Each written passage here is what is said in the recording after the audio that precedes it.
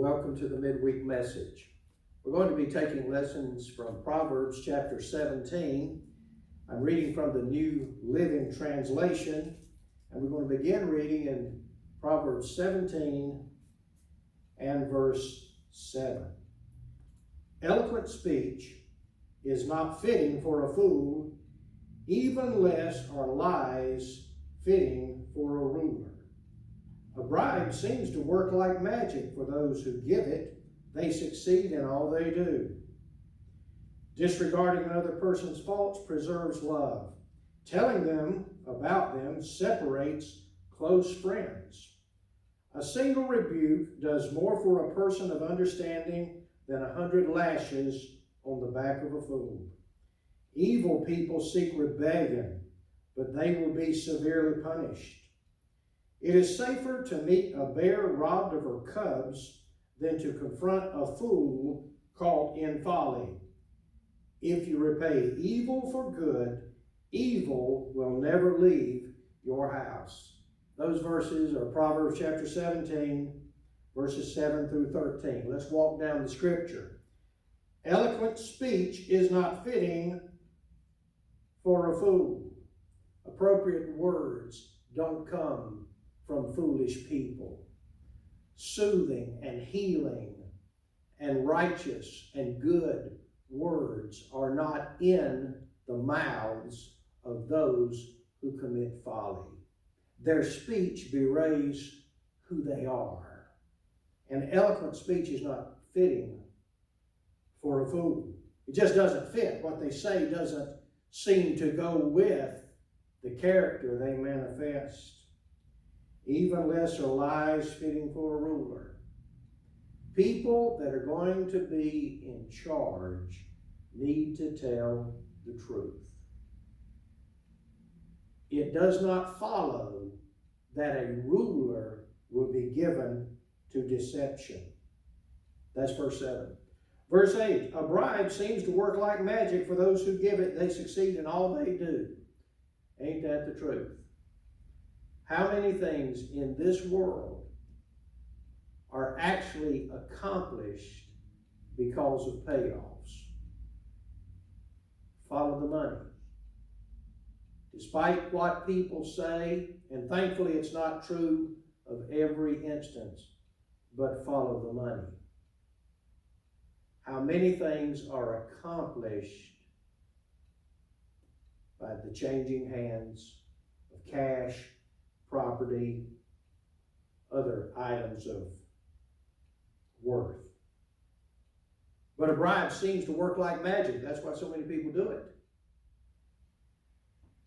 We could perhaps even extrapolate it out a little bit and say that there are a lot of things accomplished by coercion of some sort. We think of coercion as being a threat, but it's not always a threat. It's simply getting someone to do what you want them to do by exerting some type of force that's not actual, literal, physical force.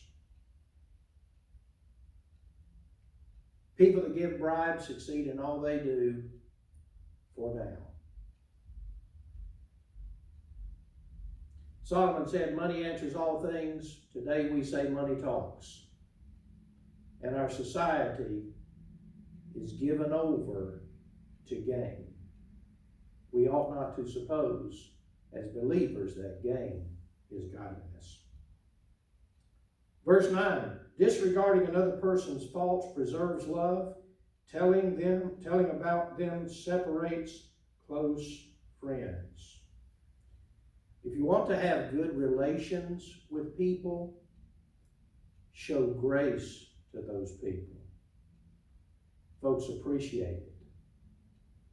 And always remember that you're going to need grace one day too. You can preserve a relationship, preserve a friendship, maintain love by passing over another person's faults. And that's what God did for you. Our God doesn't keep a record of sins, because if he did, who could stand? Contrarily, telling about them, that is the faults, separates close friends. Even a good friendship can only take so much pummeling. So don't talk a lot about other people's faults. It may be that they'll return the favor. Verse 10 says, a single rebuke does more for a person of understanding than 100 lashes on the back of a fool. Solomon has mentioned several times about the virtue in taking instruction, how good it is to listen to people of understanding. People that are willing to listen, people that are understanding, people that want to be wise, people that want to do the right thing. One single thing mentioned to them does more in their lives and in their actions than 100 lashes on the back of a fool. Aren't there some people that you know that you think of them, when is she ever going to learn? When is that guy ever going to get it? How many times are they going to have to be in debt or be arrested or be thrown in jail or have their family turn their backs on them? How often are these things going to have to happen before they get it? Verse 11, evil people seek rebellion, but they will be severely punished. Now, I am aware that there are some good causes that a type of rebellion has to be foisted to make a point. But rebellion is not a good thing in the general sense. And generally, it is carried on by people of evil intent. If you seek rebellion, you'll be severely punished. It is safer to meet a bear robbed of her cubs than to confront a fool caught in folly. Stay away from the fool. Stay away from unwise people. Do not get involved with folks that are involved in ungodliness and all types of silly behaviors and all types of unrighteousness. You will be harmed. It is safer for you to meet a bear angry in the loss of cubs than to confront a fool caught in folly. Don't go with the fool, but don't confront the fool. If you think you're going to be able to reason with everyone, you're going to waste your breath. Everyone won't listen. Everyone doesn't want to be reasonable. It's not everyone's goal to reach an agreement.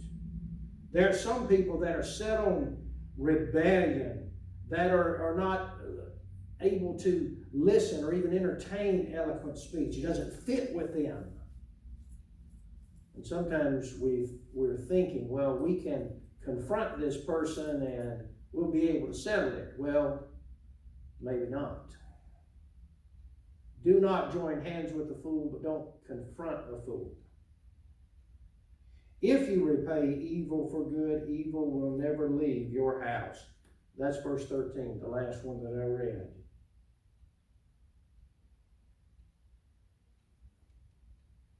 It will be more likely that you encounter goodness in your house if you exhibit grace.